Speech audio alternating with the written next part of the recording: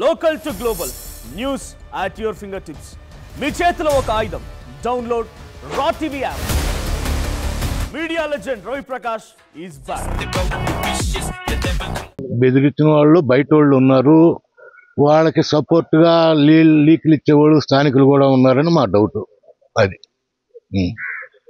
వాళ్ళ స్థానికులు ఇది లేనిది బయట వాళ్ళు కరెక్ట్గా ఇన్ఫర్మేషన్ తీసుకొని ఇతనే ప్రసాదు అనేది తెలియదు వాళ్ళకి.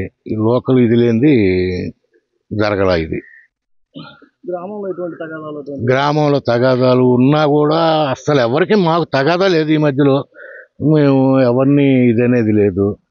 ఉన్నా కూడా చిన్న చిన్న అంతే కానీ చంపుకునే స్థాయికి పోయే గ్రామం కాదు మాది.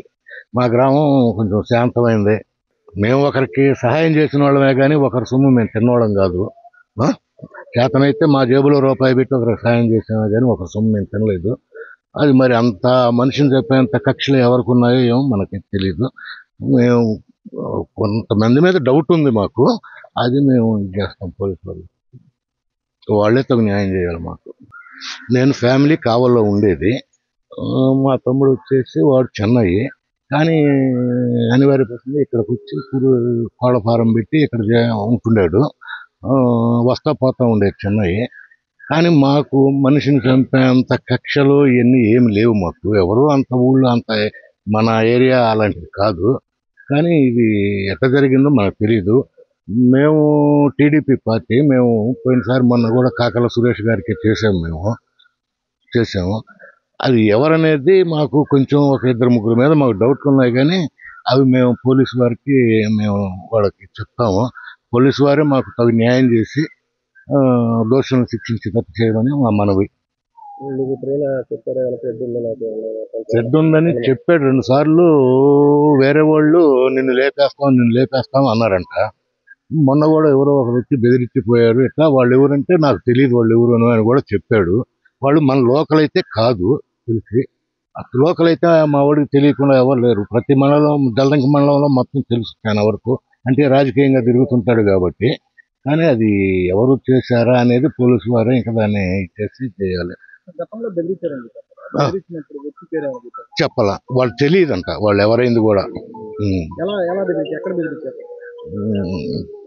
లోకల్లో పోలీస్ స్టేషన్ కాడ దగ్గర కూడా బెదిరించారంట ఒకరు. అక్కడ నుంచి ఇక్కడికి వచ్చి కూడా బెదిరించిపోయారంట. ఫారం దగ్గరకు వచ్చి కూడా. ఫోన్లు ఏమీ చేయలేదు. మాకు అనుమానం ఉన్న వాళ్ళ పేర్లు మేము పోలీసు వారికి చెప్తాము.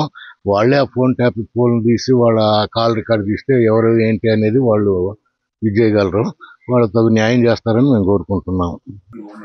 సబ్ డివిజన్ పరిధిలోనే జలదంకి మండలంలో గట్టుపల్లె చింతలపాలెం అనే గ్రామం ఉంది.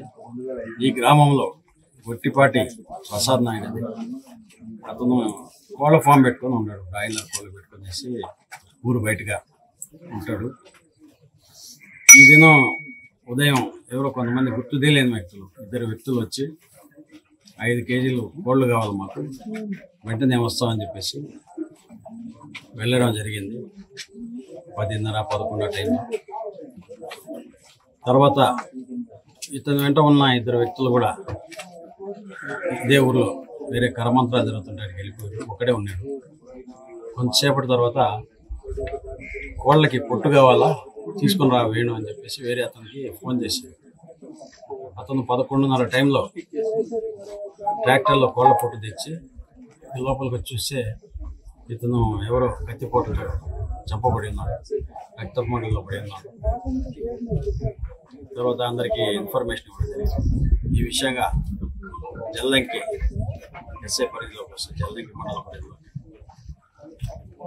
మా సిఈ గారు.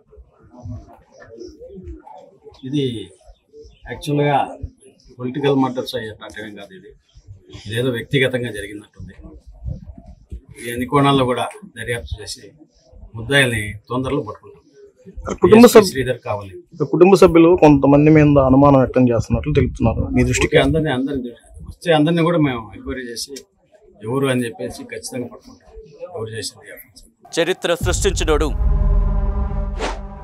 ఇప్పుడు ఆ చరిత్రని తిరగరాయబోతున్నాడు.